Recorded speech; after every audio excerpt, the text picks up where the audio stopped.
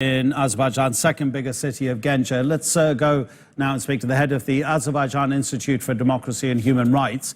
Ahmad Shahidov actually joins us from Baku, the capital. Ahmed, thank you so much indeed for your time. Can you take us back to the 27th of September to start with? Why did this current fighting start? Was there a particular trigger, or had it been building for some time? I mean, obviously we understand that this particular Nagorno-Karabakh issue dates back to 30 years, but what about the 27th of September?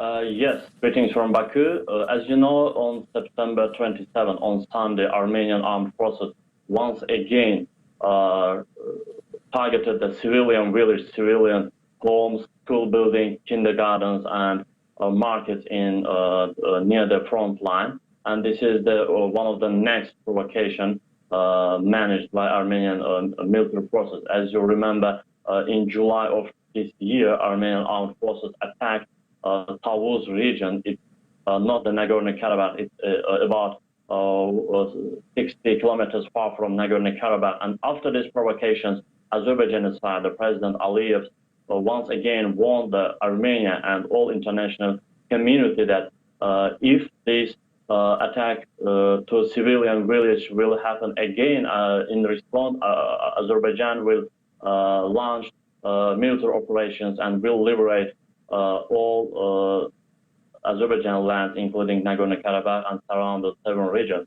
And after September 12th, this is the next provocations from Armenian side, and today tensions on the front line continue as well as, and in recent days the nature of the conflict is changing somehow, because after a series of defeat in the front line, the Armenian armed forces are now resorting to new provocations. And today the Armenian army is targeting cities, districts, and villages far from the front line. And civilian objects and civilians are being fired at in Genge, Mingashevir, Khizı, and other regions of Azerbaijan. And there are hundreds of dead and injured among Azerbaijani civilians. I think this is a war crime, and the Armenian government does not hide it, because Armenian Prime Minister Nikol Pashinyan admitted this on his Twitter account and said that he himself ordered the attack on Genge city. And in response, the Azerbaijani army continues successful military operations in the front line, and the Azerbaijani flag is already flying on the liberated territories, and the Armenian army, which has suffered heavy losses, continues to retreat. A large number of enemy weapons, military vehicles, and tanks were seized. The war between the two countries is not only on front line, I think, but also intensifies the information war between the conflicting sides.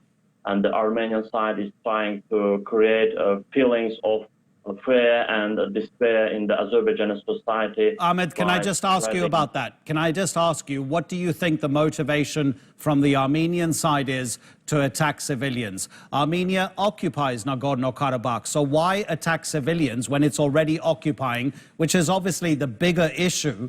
But in terms of what they're doing now, why? To drive people away, to take complete control of it without Azerbaijani nationals living in Nagorno-Karabakh? Might that be the reason?